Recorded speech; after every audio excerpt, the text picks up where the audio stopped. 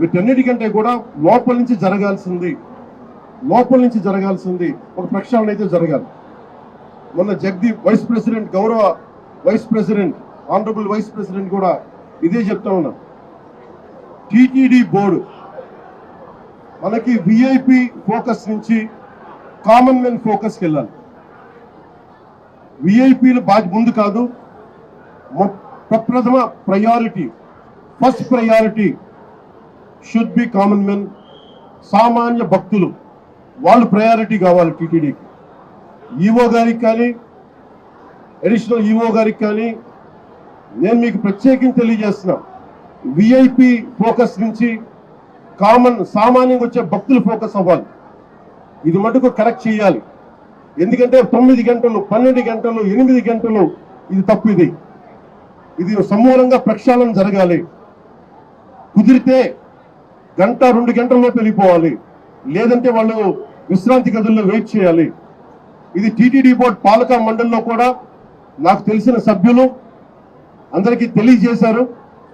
కానీ దాని మీద ఎందుకు యాక్షన్ తీసుకోలేదు, ఎందుకు క్యూ పద్ధతిని పాటించలేదు, వీటన్నిటినీ కూడా మనకి ఎంక్వైరీ జరుగుతూ ఉంది.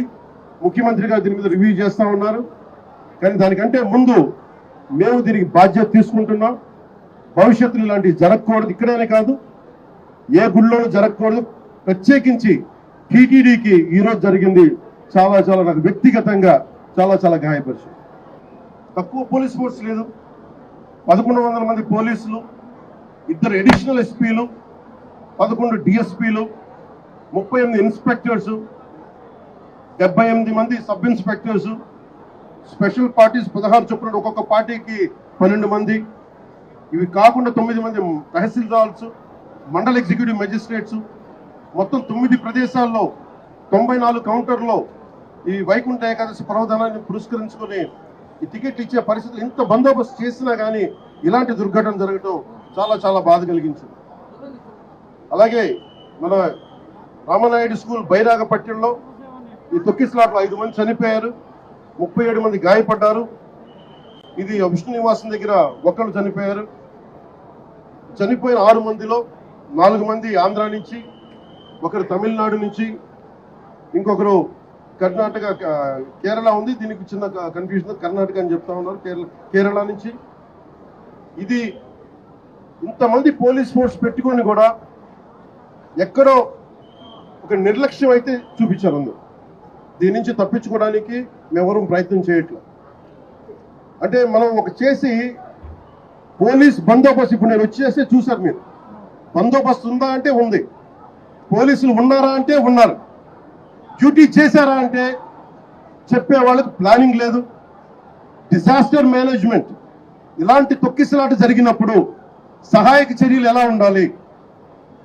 నేను ఈవో గారికి కూడా ఈ రోజున, ఎందుకంటే ఇది లోపల 4 గోడల మధ్య కూర్చొని ఆలోచించేది కాదు. ఈరోజు రాష్ట్ర ప్రజలు బాధపడుతున్నారు. 6 మంది చనిపోయారు. ఈ రోజున ఈవో శ్యామలరావు గారు కానీ, అడిషనల్ ఈవో వెంకయ్య చౌదరి గారు కానీ, టీటీడీ బోర్డు చైర్మన్, మీరందరూ కూడా టీటీడీ బోర్డు మీరు బాధ్యత తీసుకోవాలి. దీని మీద తప్పులు ఎక్కడ జరిగినాయి, ఎందుకు పోలీసు సకాలంలో స్పందించలేదు, ఎందుకు రాత్రి ఇచ్చే టికెట్లు 9 గంటలకు ఇవ్వాల్సిన టికెట్లు 7 నుంచి ఎందుకు ప్రజల్ని మీరు నుంచోబెట్టారు, ఎందుకు లైట్లు బిగించలేదు. వ్యక్తులు చేసిన తప్పులు రాష్ట్ర ప్రభుత్వం మీద పడుతున్నాయి. ఈ రోజున ముఖ్యమంత్రి గారు దీనికి ఆయన ఇబ్బంది పడతా ఉన్నారు. అధికారులు, టీటీడీ అధికారులు, టీటీడీ పాలకా మండలి, EO, additional EO Venkaiah Chowdary గారు, మీరు బాధ్యత వహించాలి. వీటికి తప్పులు జరిగినాయి. మీరు విఐపి యాటిట్యూడ్ మానేసేయండి. వైస్ ప్రెసిడెంట్ దీపాంకర్ ఘోష్ గారు కూడా ఇదే చెప్తా ఉన్నారు. ప్రతి టెంపుల్లో విఐపి ఫోకస్ ఎక్కువైపోయింది. మనకు కావాల్సింది నాట్ అబౌట్ విఐపి ఫోకస్ కాదు, మనకు కావాల్సింది సగటు భక్తుడు, సామాన్య భక్తుడు వచ్చి క్షేమంగా ఇంటికి వెళ్ళాలి. దానికి చర్యలు మీరు ఏం తీసుకుంటున్నారు? ఈ దృష్టితో ఆలోచించకపోతే ఇలాంటి దృష్టాంతాలు, దుర్ఘటనలు మళ్ళీ జరిగే అవకాశాలు ఉన్నాయి.